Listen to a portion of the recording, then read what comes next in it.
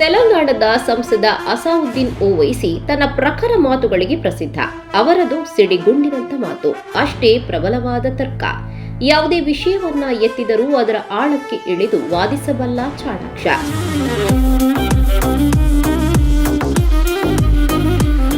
ಆದ್ದರಿಂದಲೇ ವಿರೋಧಿಗಳು ಅವರನ್ನ ಇಷ್ಟಪಡುತ್ತಾರೆ. ಟಿವಿ ಚಾನೆಲ್ಗಳಿಗೆ ಅವರು ಚರ್ಚೆಗೆ ಹೋದ್ರೆ ಎದುರಾಳಿ ಸಪ್ಪೆಯಾಗುವುದಂತೂ ಸಾಮಾನ್ಯ. ಯಾವುದೇ ಟಿವಿ ಚಾನೆಲ್ನ ಯಾವುದೇ ಆಂಕರ್ ಕೂಡ ತಲೆಬಾಗುವಂತೆ ಮಾಡುವ ಸಾಮರ್ಥ್ಯ ಈ ಓವೈಸಿಯವರ ನಾಲಿಗೆಗೆ ಇದೆ.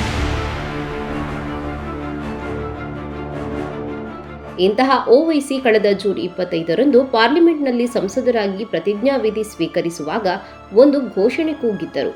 ಆ ಘೋಷಣೆ ಆ ಬಳಿಕ ಸಾಕಷ್ಟು ಚರ್ಚೆಗೂ ಒಳಗಾಗಿತ್ತು. ಜೈ ಭೀಮ್, ಜೈ ಮೀಮ್, ಜೈ ತೆಲಂಗಾಣ ಮತ್ತು ಜೈ ಫಲಸ್ತೀನ್ ಎಂದು ಅವರು ಘೋಷಿಸಿ ಪ್ರತಿಜ್ಞಾವಿಧಿಯ ವೇದಿಕೆಯಿಂದ ಕೆಳಗಿಳಿದಿದ್ದರು. ಫಲಸ್ತೀನ್ ವಿರುದ್ಧ ಇಸ್ರೇಲ್ ಬಾಂಬ್ ದಾಳಿ ನಡೆಸುತ್ತಿರುವುದನ್ನು ಖಂಡಿಸಿ ಅವರು ಜೈ ಫಲಸ್ತೀನ್ ಎಂದು ಘೋಷಿಸಿ ಬೆಂಬಲ ಸಾರಿದ್ದರು. ಈ ಘೋಷಣೆಯನ್ನ ಬಿಜೆಪಿ ಸಂಸದರು ತೀವ್ರವಾಗಿ ವಿರೋಧಿಸಿದ್ದರು. ಬಿಜೆಪಿ ಬೆಂಬಲಿಗರಂತೂ ಸೋಷಿಯಲ್ ಮೀಡಿಯಾದಲ್ಲಿ ಹಲವು ರೀತಿಯಲ್ಲಿ ಓವೈಸಿಯನ್ನ ನಿಂದಿಸಿದ್ದರು.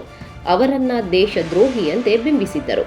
ಆಡಳಿತ ಪಕ್ಷದ ವಿರೋಧ ಎಷ್ಟು ಜೋರಾಗಿತ್ತೆಂದ್ರೆ ಆ ಬಳಿಕ ಸಭಾಧ್ಯಕ್ಷರು ತಮ್ಮ ಕಡತದಿಂದ ಆ ಘೋಷಣೆಯನ್ನೇ ಕಿತ್ತು ಹಾಕಿದ್ರು.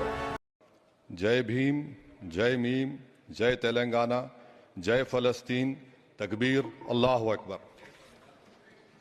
ಆ ಬಳಿಕ ವೀರೇಂದ್ರ ಗುಪ್ತಾ ಎಂಬ ನ್ಯಾಯವಾದಿ ನ್ಯಾಯಾಲಯಕ್ಕೆ ದೂರು ಸಲ್ಲಿಸಿದರು. ಅದರಂತೆ ಇದೀಗ ಓವೈಸಿಗೆ ನ್ಯಾಯಾಲಯ ಸಮನ್ಸ್ ಕಳಿಸಿದೆ. ಜೈ ಫಲಸ್ತೀನ್ ಎಂದು ಘೋಷಿಸುವ ಮೂಲಕ ಸಂವಿಧಾನವನ್ನ ಉಲ್ಲಂಘಿಸಿದ್ದಾರೆ ಎಂದು ಅರ್ಜಿಯಲ್ಲಿ ವೀರೇಂದ್ರ ಗುಪ್ತಾ ಆರೋಪಿಸಿದ್ದಾರೆ.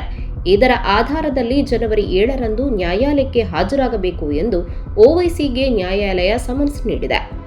ಕಳೆದ ವಾರ ಕಾಂಗ್ರೆಸ್ ಮುಖಂಡೆ ಪ್ರಿಯಾಂಕಾ ಗಾಂಧಿಯವರು ಫಲಸ್ತೀನ್ಗೆ ಬೆಂಬಲ ಸಾರುವ ಬ್ಯಾಗ್ನೊಂದಿಗೆ ಪಾರ್ಲಿಮೆಂಟ್ಗೆ ಬಂದಿದ್ರು. ಇದರ ವಿರುದ್ಧ ಬಿಜೆಪಿ ಆಕ್ರೋಶ ವ್ಯಕ್ತಪಡಿಸಿತ್ತು. ಬಿಜೆಪಿ ಬೆಂಬಲಿಗರು ಸೋಷಿಯಲ್ ಮೀಡಿಯಾದಲ್ಲಿ ವಿವಿಧ ರೀತಿಯಲ್ಲಿ ಟ್ರೋಲ್ ಮಾಡಿದ್ದರು. ಇದನ್ನ ಮುಸ್ಲಿಂ ಓಲೈಕೆ ಎಂದು ಕರೆದಿದ್ದರು. ಇನ್ನು ಇವರಿಗೂ ಸಮನ್ಸ್ ಬಂದರೂ ಬರಬಹುದು. ಇವರ ವಿರುದ್ಧ ಕೇಸ್ ದಾಖಲಾದರೂ ಆಗಬಹುದು.